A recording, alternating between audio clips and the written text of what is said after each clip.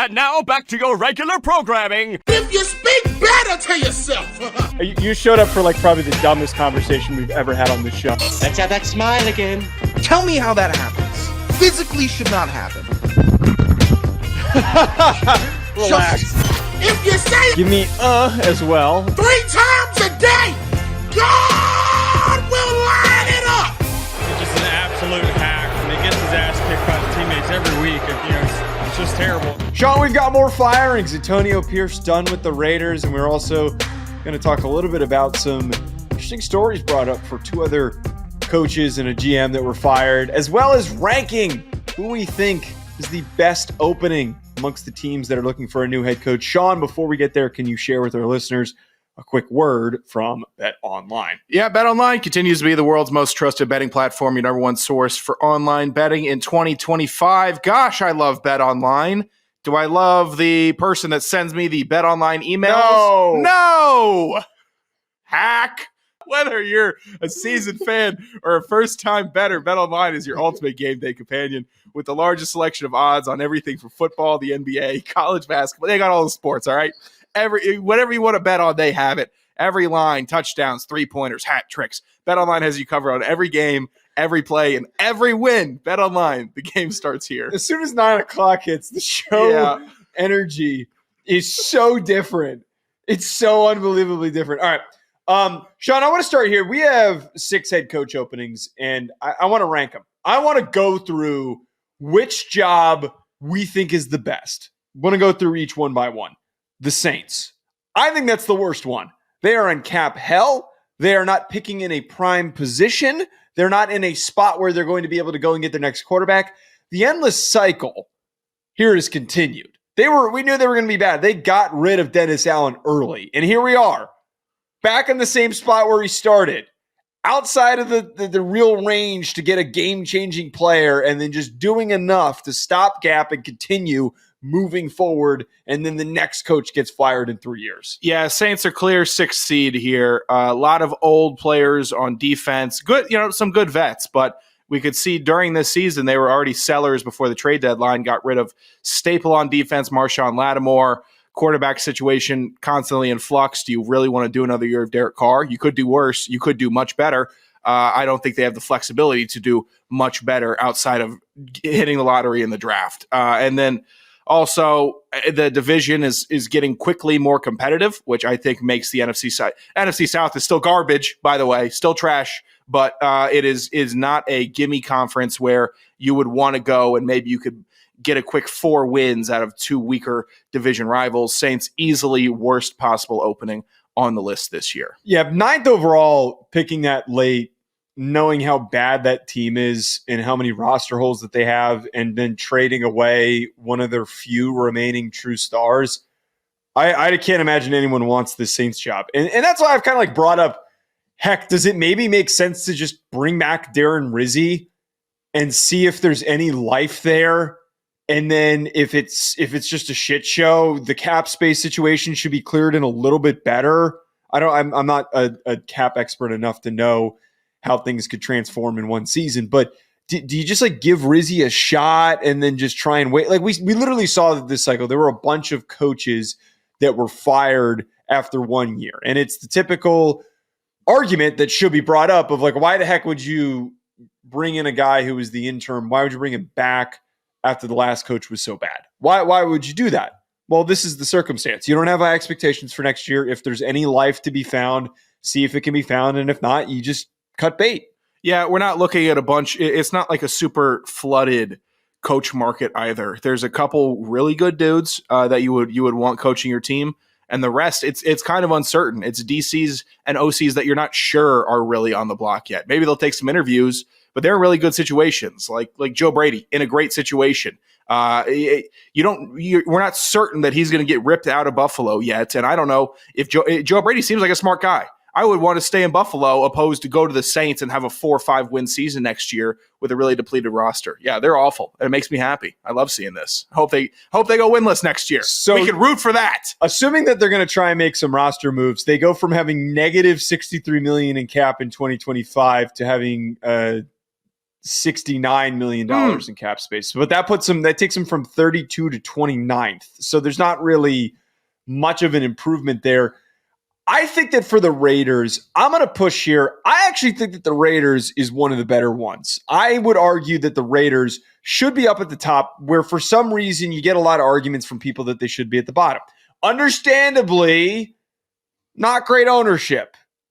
They haven't exactly been consistently competitive, but with the 6th overall pick and the fact that this upcoming season, they have the second most available cap room, you're taking on a team where you can completely mold it in your direction. This team has a couple of nice young pieces, especially Brock Bowers, and for how good he was in his rookie year, he is eventually going to be a star. You can do so many things with this team. Are you in with me on here that I would move them all the way up to 2? Oh, no. Really? You wouldn't have them as the second best? The Raiders are the 4th best on this list for me out of the openings. They can never be trusted to draft. They just can't. They can't draft depth. They'll get a really good player like Brock Bowers. That's great. Great pick.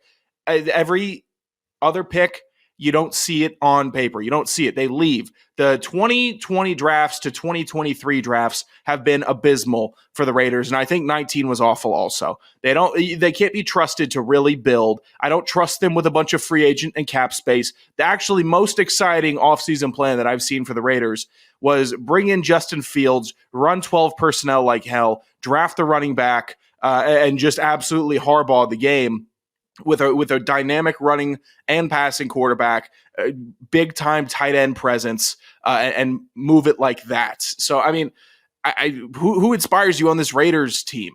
Brock Bowers, Jacoby Myers, and Brock Bowers. That's not enough. The other openings have more to offer from the already pre-existing talent on the teams. It's the promise of what you can do with the team, knowing you have that much. And look, Tom Telesco is a shit general manager, and I have no idea how he stuck around, but they fired Antonio Pierce, which we're going to get to.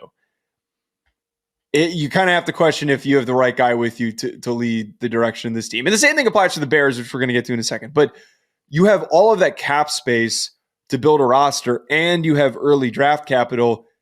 Maybe you don't get the quarterback because you're a little bit outside of that range.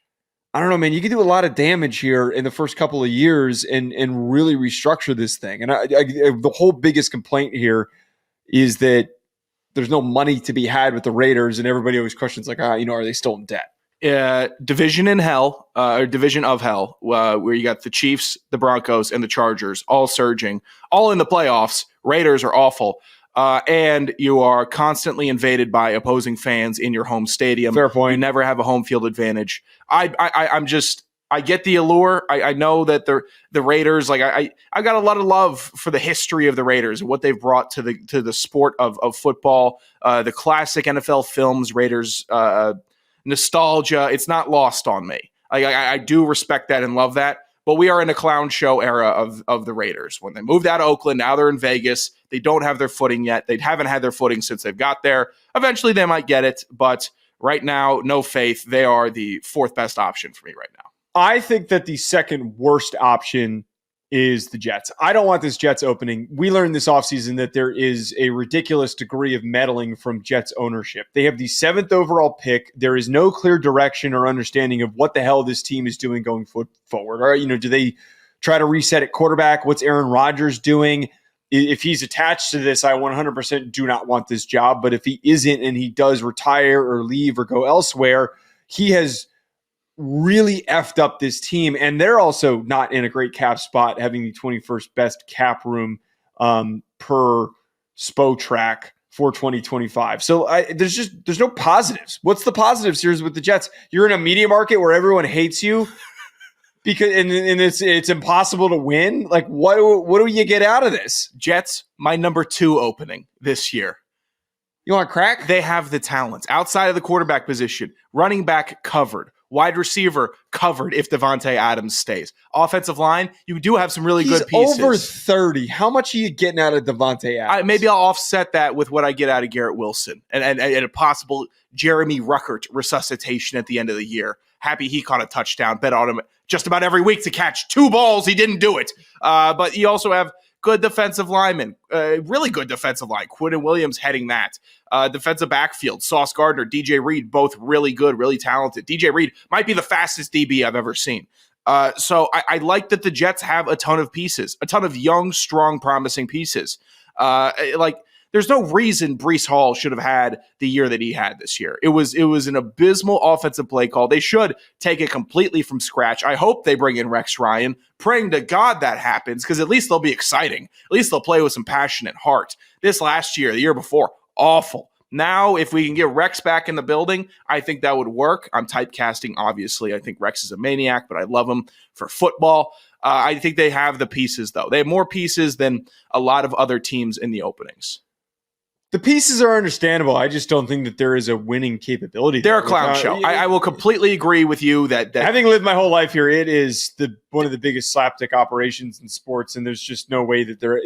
The last time that they were like really legitimately competitive was under Rex Ryan, and other than that, it is a long history of nothing. Joe Namath. That's all you're really living off of. I think after that, I would go with the Jacksonville Jaguars. They kind of sit nicely in the middle. They get the fifth overall pick.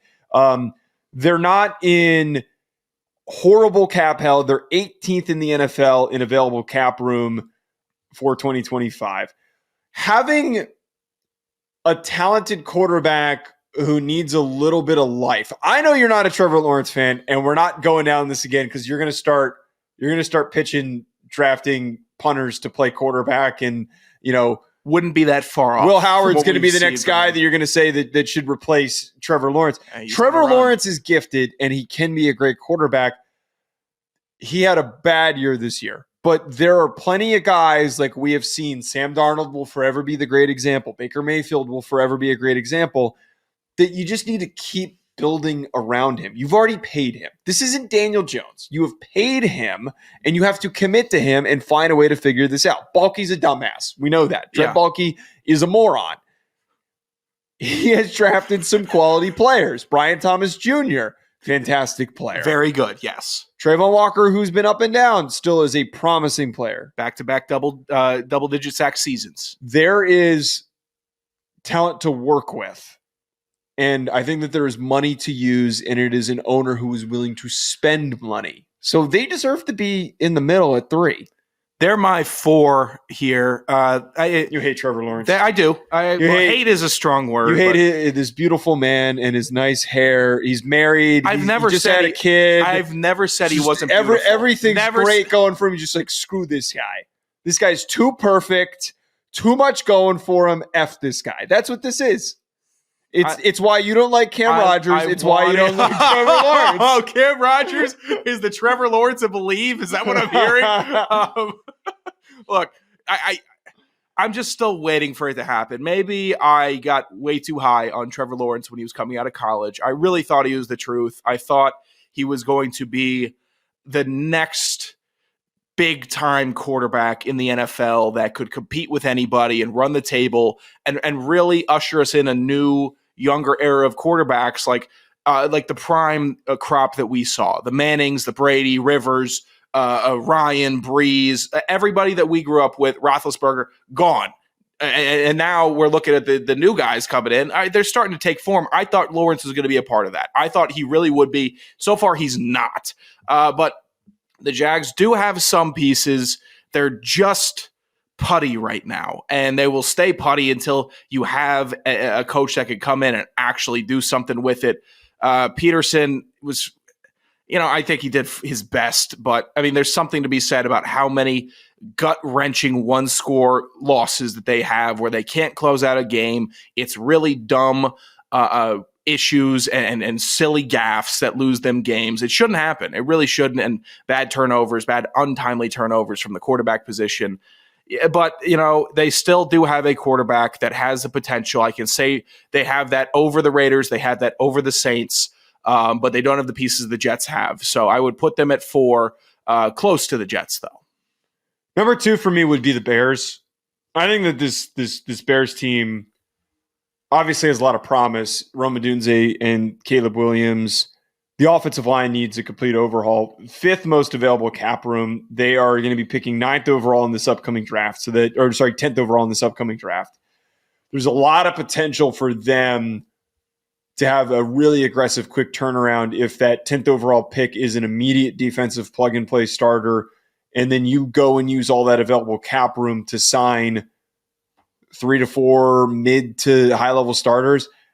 Any coach should be excited about this opportunity. It is a hit-the-ground-running type of a gig that in the first year, you're immediately competing in the NFC North. Probably not to win the NFC North, but to be the third best team and kind of slowly sneak your way into the playoffs at the end of the year. I had the Bears as my number one. They had, you know what? It's a shame. They had their best off seasons of the 21st century in back-to-back years. They didn't do dick with it. Sure. We can blame Eberflus. We can blame last year. They had Justin Fields. We don't know how good he would have been there. I know there's a lot of old hurt.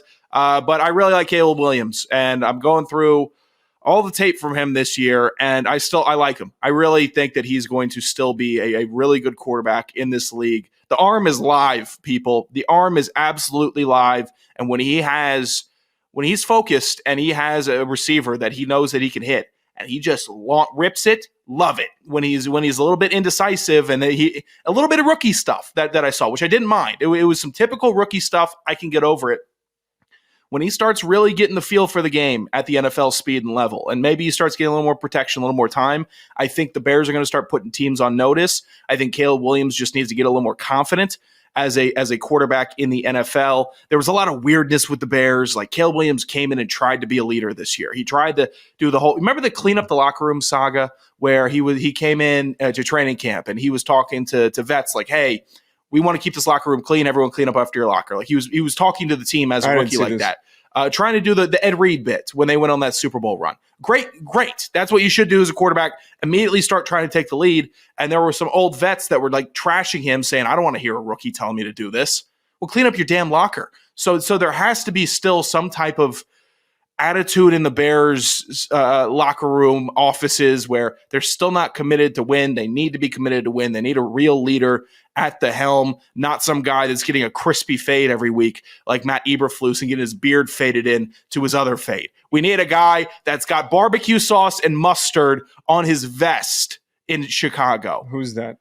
I don't know. I don't think that fits the description of any of the coaching candidates. Bring in the buddy from Charlotte. Bring in Biff Poggi. I bet he would get the Bears 9 wins next year. That's why Matt Campbell was rumored to be interviewing for this job. I mean, he fits the description. Perfect. Psycho. Just completely bent brim and just as tightly as possible showing up to. These college psychos need to start moving. No, he's an awful coach. It's going to be a terrible hire. He's a terrible coach. He's a shit coach. Yeah, man, no conference championships and a bunch of mediocre records. Great for Matt Campbell. Last one, though, for me was the Patriots. I think the Patriots is the best gig. They have the most available cap room, like a ridiculous amount. The team's awful. The roster is completely awful. You have an ownership, though, that is going to try and do everything to make everything possibly work. The only thing that gets tricky with this is the fan base is incredibly impatient. That is why Gerard Mayo got his ass kicked to the curb. That's how Robert Kraft framed this, is that you weren't doing enough in the eyes of the fans, and so I had to rely on what the fans were saying in order to make this decision. Having Drake May, though, is where the promise is. Having a guy who has the highest ceiling possibly out of the entire quarterback class to be the most gifted, to be Josh Allen, and then to be the man who's leading the charge to build that roster, that's where the promise comes into play. Patriots, my number 3 opening for sure. Who was your best? Bears. No. My 1, 2, 3 was Bears, Jets, Patriots. Patriots. Can't believe you Jets at 2. Jets job's awful. Number 3, because they hit their lottery. They got Drake May, who's appearing to be quarterback of the future. But you nailed it. The rest of the team, they don't have it. They really don't have much. I mean, maybe they'll try to make Keyshawn Butte work. Okay.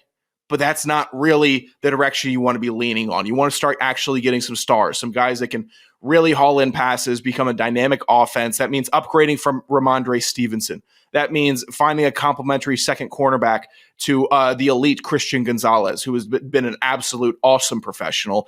But they just really need to start filling the holes this offseason. If they got all that cap, use it. I know they did it a couple years ago when it didn't really work out well for them. But maybe new year, they can find some balance, rally around a young quarterback and get some stuff done. But yeah, 3 because they found their guy. And if you have that young quarterback, if you have a guy that you can rely on, I'm going to have some faith that if I get the right coach, we can win a playoff game. Sean, the other coaching news that we alluded to in this conversation, Antonio Pierce was fired after 1 year. There was speculation that Tom Brady was going to try and get Bill Belichick in the building.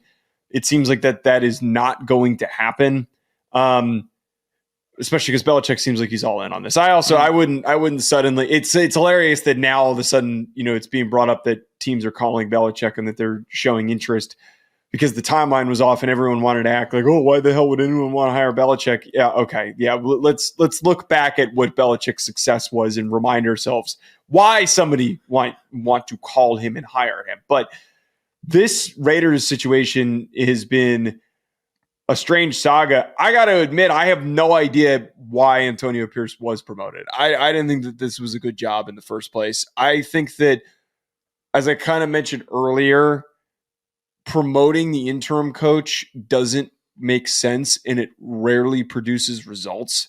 A lot of times when you do this, you're just bringing up and reviving a culture from a previous coaching staff that wasn't working. And just because they finished the season strong, you're hoping that there's some success to be found.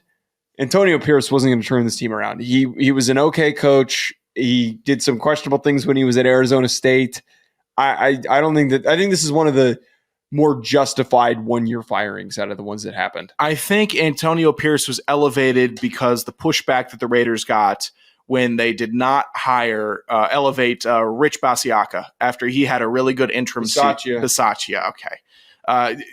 Holy shit. I wonder who's the Italian here. Holy God. When you guys start How did you say that? Bisaccia. No. Bisaccia. I think, I don't know. You said it way worse than that. Hey, when you guys start taking last names seriously, and then you let me know, and then we can all get our on the last same names page. Are cool. They can't all be Anderson. Have a little more creativity. Boilerplate. Nice. Easy. Have a little more creativity. Everyone's got the last name Anderson. Name two others. Troy Anderson. Okay, that's with the EN, but I'll let it slide. Anderson. Yeah. I'll bail you out, Jamal Anderson. Would have taken Pam Anderson. I don't know who that is. Okay. The actress and model. I still don't know who that is. You've been in the Rack City chat for years. And Pamela Anderson. Yes. That's what you said, Pam Anderson. Pamela Anderson. Same difference, Joey. Surprised that hasn't been asked if you're related to her. But seriously, though, you have a last name that is... Like, if somebody else told me their last name was Anderson, I'm not going to think like, oh, he must be related to Sean. No, nobody gives a shit because it's fine. It's generic. Yeah, it's you generic. Hear another DeLeone, it's like, oh, great, here's another DeLeone. Yeah, I see DeLeone. I see a cheap wine getting hawked at me in the grocery stores. That's what I see with a DeLeone. Dickhead. Give me a break. It means nothing, Anderson. That doesn't mean anything. What were you saying? They wanted, after not elevating a promising interim coach, Rich, insert Italian last name here. I think they tried to make right with Antonio Pierce and elevate an interim when he had momentum as well. I actually like Antonio Pierce as a coach for the Raiders. I think the players didn't like him because he held them accountable. Antonio Pierce is a hard coach. I think he doesn't let stuff slide, and that created a disconnect with the pampered modern athlete, and they wanted him out, and it just everything must have been rubbing the wrong way. Doesn't help that the front office brought him Gardner Minshew in the offseason. Who is his backup that he's going to be competing with? Aiden O'Connell. What happens if they both get injured, Sean? Oh, I'll tell you. We'll bring in Desmond Ridder, and that's going to get us some wins. Okay, understandably, there wasn't a lot to work with, but like you're sitting here saying he's hard on the players. I mean, they won 4 games, so it's not like exactly like he was motivating them to. The problem is the regression.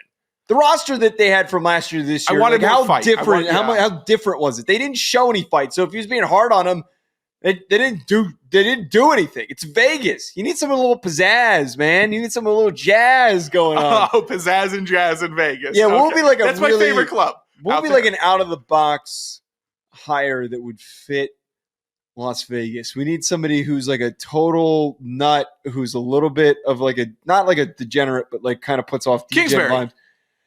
Yeah, Cliff Kingsbury would fit because he got fired and dipped off to Thailand. Go ahead. Yeah, that's a little bit eccentric. Is there like a college Lane? Oh my God, Lane Kiffin! Bring back Lane Kiffin. Bring back Lane. Bring back Lane Kiffin to the Raiders. You wouldn't dare. You wouldn't dare, Lane Mark Kiffin. Davis. I need Lane Kiffin to be tweeting at opposing teams' players. I need him to be calling into question the quality of the schedule that the other teams in the opposing conference, how difficult they are. I need and this is a little bit of a legend. Wyatt, don't put this in a clip. Apparently I was told, an enormous drunk the first time. That was what I was told by somebody who was a part of that organization. I think that Raiders team, while he was manning the ship, he wasn't the only one. For some of the stories that are coming out in the podcast era, you knocked it out of the park. Bring Lane back. Week 1, go for just troll and just send out the field goal for an 80-yarder, just to bring some levity. Matured Lane Kiffin, or. I don't think Steve Sarkisian's an alcoholic anymore, but like the version of Steve Sarkisian now where he's just super I'm talking about Get the version F off me, don't the me. super uptight, bulging neck Steve Sarkisian. I think that Steve Sarkisian, because he's been brought up as a potential I picked Jimbo guy before I picked Sark in Vegas. Jimbo Fisher's a good one. Yeah. So nobody's hired him. He's unemployed. He's in his bulked up Jack Dad phase.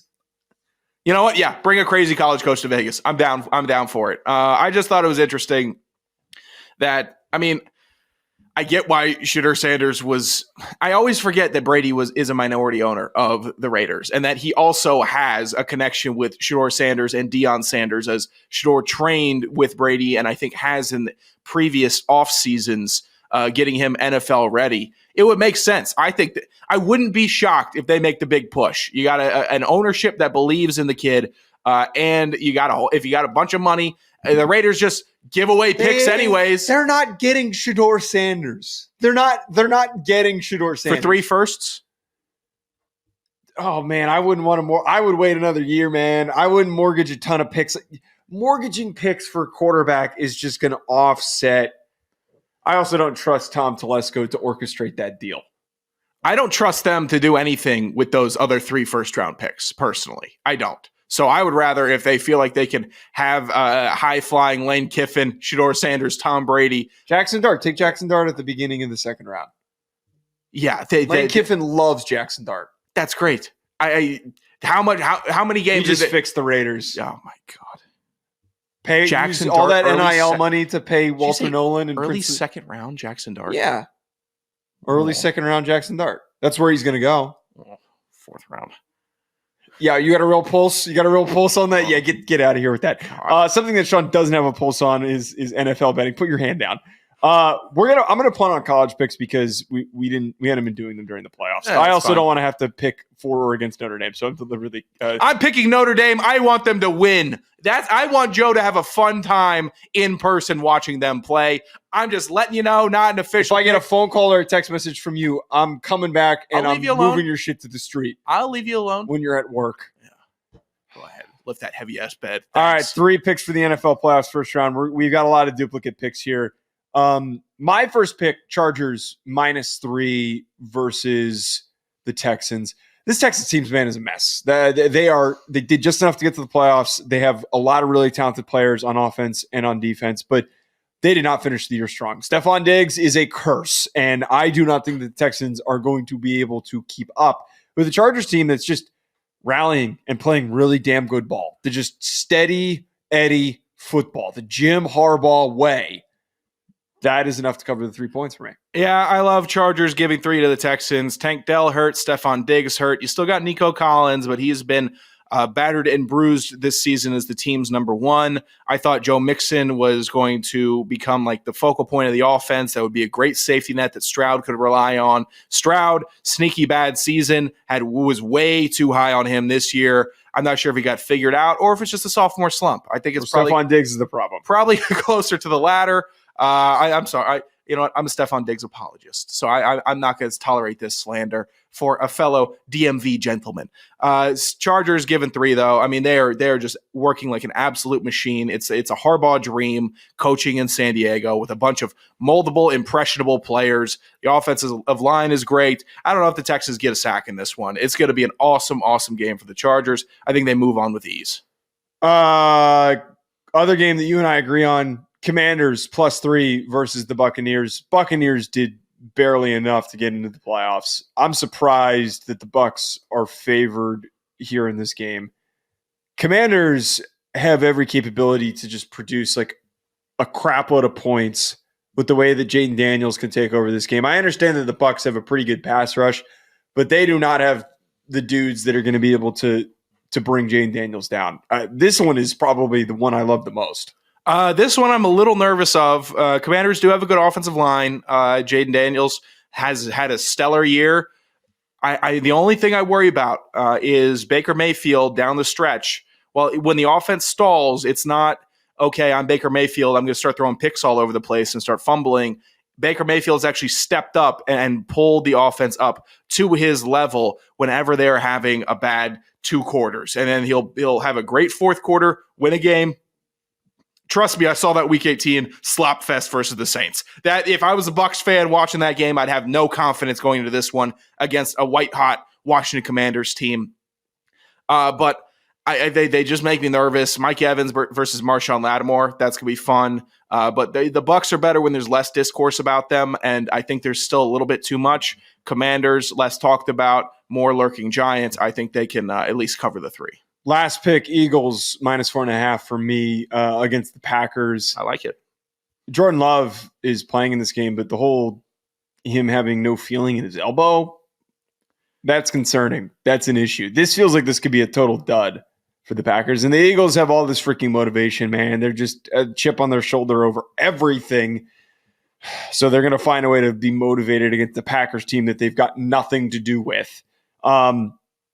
Packers just don't feel like they're in a good spot. Eagles 4.5. Yeah, seeing reports about Hurts looking sharp in practice coming off of his concussion. If that's true, he doesn't even need to be sharp. He needs to be a 200-yard, 1 touchdown, no pick quarterback, and the Eagles can win this game just off Saquon Barkley and A.J. Brown's abilities. I like it. I mean, if I'm the Packers after this loss, I'm telling Jordan Love to just sit down. Just sit down for a month and a half. Don't bang your elbow. Don't walk around. Don't golf. Don't do anything, just game. And then you'll heal. You'll be better. Get some PT. Maybe we get healthy next season. No jerking off. Yeah, no. Or, I'm sure he can. NFL player, NFL quarterback, lots of money. He's married. Yeah. He just got married. So don't go around throwing anything around there that you're implying I'm that sure he's then cheating. He could chill at He's home. a good young man. I'm sure he could just chill at home then. Okay. What's your pick? Vikings giving 1 versus the Rams. Weird pick here. Weird game as of right now. The Rams game is still on, and I know there's some fluctuation with all the awful disaster in Los Angeles. There's a possibility of it getting moved to Phoenix, where this game will be played on a neutral site, I guess, the closest available stadium. I think the Vikings, though, are absolutely rolling. I'm not that shaken off of the last game that the Vikings had against the Lions. The Rams, I know we've spoken about how we don't want to meet them in the playoffs. I think that there is, unfortunately, a lot of unfortunate distraction around this team that could take away from focus isn't the right word, but it's just a lot of distraction going on in LA. So I think the Vikings are just going to fly in, play some football, and maybe, I don't know. Do you think the Rams get that emotional rise win for the city? So, yeah, this one's going to be tough. It's going to be a tough game. I think the Vikings squeak by. It's basically a pick 'em. I think the Vikings win it. At Joe DeLeone, at Sanderson Radio, at Hack City Pod. Talk to you folks later.